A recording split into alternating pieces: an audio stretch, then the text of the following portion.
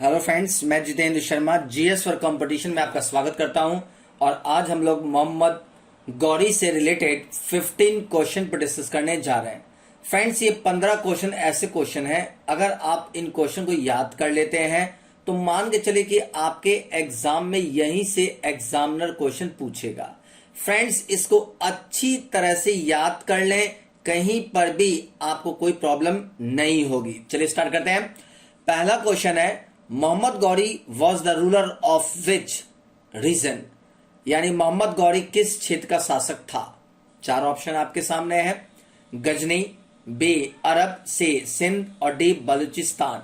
Friends, बताएं क्या उत्तर होगा। मोहम्मद गौरी किस क्षेत्र का शासक था। यू कैन डू दिस, कर सकते हैं, बताइए, कोशिश कीजिए गाइस। चलेगा, इसका आंसर ए है गजनी, यानी मोहम्मद गौरी गजनी क्षेत्र से बिलोंग करता था। आगे देखिए, दूसरा क्वेश्चन है, Where did Muhammad Ghori make the first invasion of India in 1175 AD?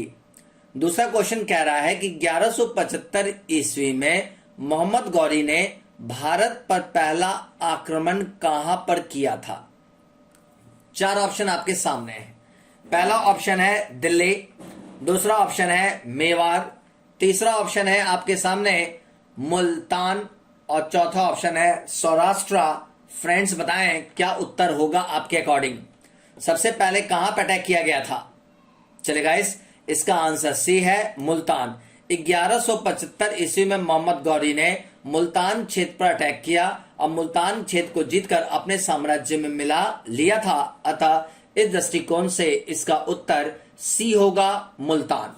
आगे देखिए, तीसरा स्टेटमेंट टाइप का क्वेश्चन है, कंसिडर द फॉलोइंग स्टेटमेंट्स, निम्नलिखित कथनों पर विचार कीजिए। दो स्टेटमेंट दिया गया है, पहले स्टेटमेंट को पढ़ लेते हैं। Mohammad Ghori initial objective was to conquer Punjab and Sindh. दूसरा स्टेटमेंट कह रहा है, Mohammad Ghori was defeated by Bhim second in Gujarat. Hindi में स्टेटमेंट को एक बार मैं पढ़ देता हूं।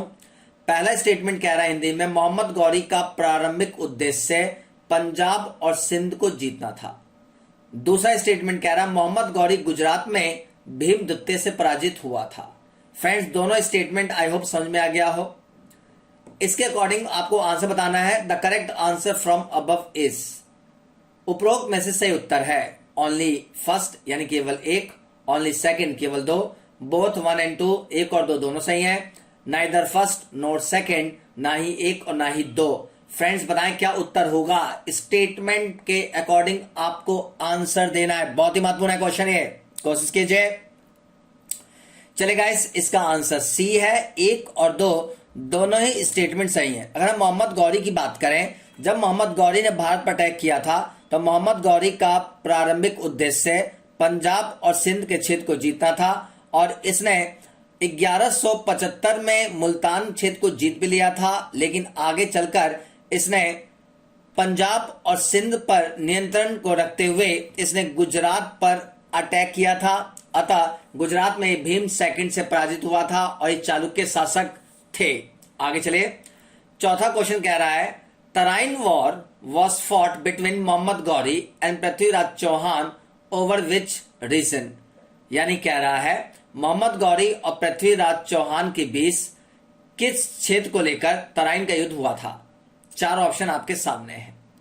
About the area of Delhi, about the region of Kashmir, about the area of Tabar Hind, none of this. एक बार मैं हिंदी में देख लेता हूं। दिल्ली के क्षेत्र को लेकर, कश्मीर के क्षेत्र को लेकर, तबर हिंद के क्षेत्र को लेकर, इनमें से कोई नहीं। फ्रेंड्स, बताएं क्या उत्तर होगा चौथे का।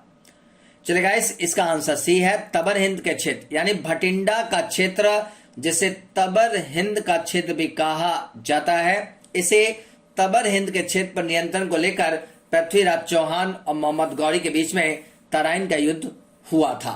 आगे चलिए, पांचवा question, when did the first battle of Tarain take place between Prithviraj Chauhan and Mohammad Ghori. Question कह रहा है, तराइन का प्रथम युद्ध पृथ्वीराज चौहान और मोहम्मद गौरी के मध्य कब हुआ था, कब लड़ा गया था बैटल ऑफ तराइन फर्स्ट। बताएं guys. 1195 AD, 1191 AD, 1192 AD, 1190 AD। Friends, बताएं चारों में से क्या उत्तर होगा आपके अकॉर्डिंग। कोशिश कीजिए guys, you can do this, कर सकते हैं, बहुत ही सिंपल क्वेश्चन। चलिए गाइस, इसका आंसर है ए, नहीं इसका आंसर है बी, यानी 1191 एडी। 1191 एडी में हे मोहम्मद गौरी और पृथ्वीराज चौहान के बीच तराइन का प्रथम युद्ध लड़ा गया था। मैं फिर से रिपीट कर रहा हूं, इसका आंसर है बी, 1191 ईस्वी। चलिए आगे देखिए छठा question. When did the second battle of Tarain take place between Prithviraj Chauhan and Mohammad Ghori? Tarain का द्वितीय युद्ध पृथ्वीराज चौहान और मोहम्मद गौरी के मध्य कब हुआ था? बताइए गाइस। पहला 1192 एडी, दूसरा है 1180 एडी, सी में 1191 एडी, डी में 1194 एडी। फ्रेंड्स बताएं क्या उत्तर होगा आपके according. Second battle of Tarain, बताइए, कोशिश कीजिए गाइस। चलेगा, इसका आंसर है ए, 1192 एडी। अब मैं दोनों का एक्सप्लेनेशन आपको समझा देता हूं। 1191 एडी में तराइन का प्रथम युद्ध हुआ था जिसमें मोहम्मद गौरी की पराजय हुई और पृथ्वीराज चौहान जीते थे। यहां पर पृथ्वीराज चौहान से गलती हो गई कि उसने मोहम्मद गौरी को जिंदा छोड़ दिया था। एक साल बाद फिर से पूरी तैयारी के साथ मोहम्मद गौरी आया और पृथ्वीराज चौहान से तराइन का द्वितीय युद्ध लड़ा था जिसमें पृथ्वीराज चौहान की पराजय हो गई थी। यानी पहले बैटल में पृथ्वीराज चौहान जीते थे, दूसरे बैटल में मोहम्मद गौरी की विजय हुई थी। सातवां क्वेश्चन देखते हैं friends. Who among to whom was Mohammad Ghori entrusted with the burden of rule over the conquered territories of India? Question कह रहा है मोहम्मद गौरी ने भारत के विजित प्रदेशों पर शासन का भार किसको सौंपकर गजनी गया? चार ऑप्शन आपके सामने। To the slave generals, B Indian kings, C to its chief commanders and D none one. इनमें से कोई नहीं। यानी गुलाम सेनापतियों को, भारतीय राजाओं को, अपने मुख्य सेनापतियों को, किसी को भी नहीं। फ्रेंड्स बताएं किसे सौंपा था? चलिए गाइस, इसका आंसर ए है गुलाम सेनापति यानी कुतुबुद्दीन ऐबक को 1192 ईस्वी में भारतीय क्षेत्र का प्रशासक एडमिनिस्ट्रेटर अपॉइंट किया गया था। नोट कर लीजिए अच्छी तरह से। आगे देखिए आठवां question. Between whom was the battle of Chandawar fought? Chandawar का युद्ध किनके बीच लड़ा गया था? चार ऑप्शन है। मोहम्मद गौरी और जयचंद, बी में है कुतुबुद्दीन ऐबक और राणा सांगा, सी में है मोहम्मद गौरी और भीम फर्स्ट, डी में है कुतुबुद्दीन ऐबक और जयचंद। फ्रेंड्स बताएं बैटल ऑफ चंदावर किसके बीच लड़ा गया था? यू कैन डू दिस, कर सकते हैं। चले गाइस, इसका आंसर पहला ही है मोहम्मद गौरी और जयचंद। मोहम्मद गौरी और जयचंद के बीच में 1194 ईस्वी में मोहम्मद गौरी और जयचंद के बीच में बैटल ऑफ चंदावर हुआ था जिसमें जयचंद पराजित हुए और मोहम्मद गौरी के साम्राज्य का विस्तार कन्नौज तक देखा गया था। याद रहे इस बैटल को बैटल ऑफ हांसी के नाम से भी जाना जाता है। आगे देखिए नौवां question. Which slave of Mohammad Ghori defeated Bhim second the ruler of Gujarat? Hindi में कह रहा है मोहम्मद गौरी के किस गुलाम ने गुजरात के शासक भीम द्वितीय को पराजित किया था? चार ऑप्शन है। कुबाचा, दूसरा यलदौज, तीसरा सी में कुतुबुद्दीन ऐबक और डी में इल्तुतमिश। फ्रेंड्स बताएं गुजरात के शासक भीम सेकंड को किसने डिफीट किया था? यू कैन डू दिस, कर सकते हैं। चले गाइस, इसका आंसर सी है कुतुबुद्दीन ऐबक ने 1197 में एज ए गुजरात के चालुक्य डायनेस्टी के शासक भीम सेकंड को डिफीट किया था और तुर्कों का विस्तार गुजरात तक स्थापित किया था। आगे देखिए 10वां question. When did Mohammad Ghori died? Mohammad Ghori की मृत्यु कब हुई थी? चार ऑप्शन है। 1175, 1191, 1192, 1206 एडी। फ्रेंड्स बताएं मोहम्मद गौरी की मृत्यु कब हुई थी? चलिए गाइस, इसका आंसर है डी, यानी कि 1206 में खोखर ट्राइब से लड़ते हुए 1206 में मोहम्मद गौरी की मृत्यु हो गई थी। आगे देखिए 11वां question. Which of the following rulers issued coins of Shiva's bull and Lakshmi figures? निम्नलिखित में से किस शासक ने शिव के बैल तथा लक्ष्मी की आकृति के सिक्के जारी किए थे? चार ऑप्शन आपके सामने हैं। मोहम्मद गौरी, यल्दौज, कुतुबुद्दीन ऐबक, इल्तुतमिश। फ्रेंड्स बताएं, लक्ष्मी और शिव के बैल की आकृति के सिक्के किसने जारी किए थे? बताइए गाइस। चलेगा, इसका आंसर ए है मोहम्मद गौरी। मोहम्मद गौरी ने पृथ्वीराज चौहान पर जब विजय प्राप्त किया था तो सिक्के जारी किए थे। एक तरफ मोहम्मद बिन समा और दूसरी तरफ पृथ्वीराज चौहान लिखा था। इन्हीं सिक्कों पर शिव के बैल की आकृति के साथ साथ लक्ष्मी की आकृति के सिक्के जारी मोहम्मद गौरी ने किया था। आई होप क्लियर हो गया हो। 12वां क्वेश्चन देखते हैं, 12th। Who among the following was not a slave of Mohammad Gauri?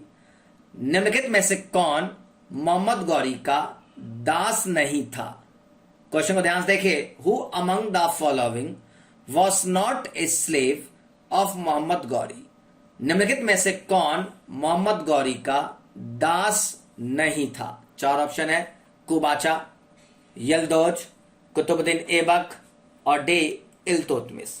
Friends बताएं क्या उत्तर होगा आपके अकॉर्डिंग। कोशिश कीजिए, कोशिश कीजिए गाइस। मोहम्मद गौरी का दास नहीं था। चलिए, इसका आंसर डी है, इल्तुतमिश। इल्तुतमिश मोहम्मद गौरी का दास नहीं था बल्कि कुतुबुद्दीन ऐबक का दास था। इस अकॉर्डिंग आंसर डी बिल्कुल सही होगा। चलिए आगे देखिए 13वां क्वेश्चन।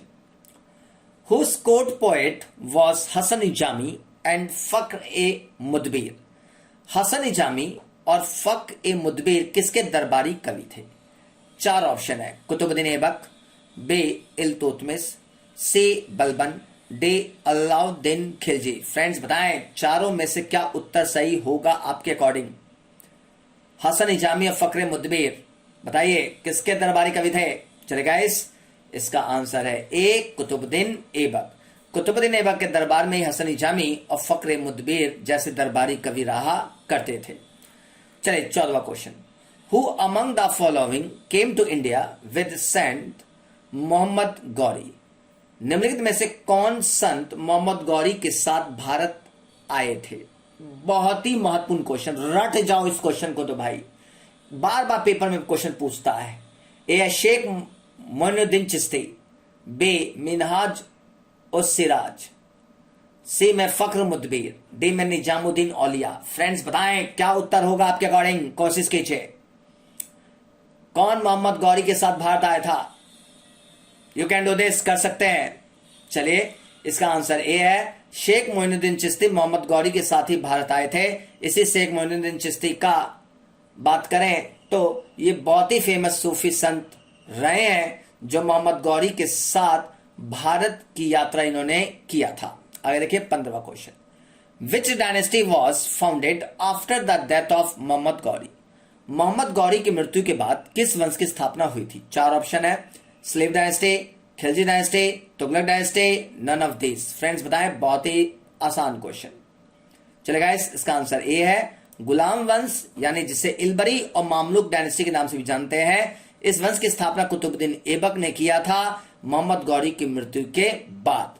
आई होप फ्रेंड्स कि मेरे द्वारा दिए गए आपको 15 क्वेश्चन आपके लिए बहुत ही बेनिफिट हो। फ्रेंड्स कमेंट जरूर किया कीजिए कि आपको कैसा लग रहा है ये सीरीज जो चल रही है, आप कितना ज्यादा आपको बेनिफिट हो रहा है, इसके कमेंट जरूर किया कीजिए बॉक्स में, ताकि मुझे पता चल सके कौन कौन बच्चे मुझसे जुड़ रहे हैं। फ्रेंड्स अगर आपने हमारे चैनल को सब्सक्राइब नहीं किया है तो चैनल को सब्सक्राइब जरूर कर लीजिए, बेल आइकन जरूर दबा दें, लाइक और शेयर करना बिल्कुल नहीं भूलें। Thank you and take care.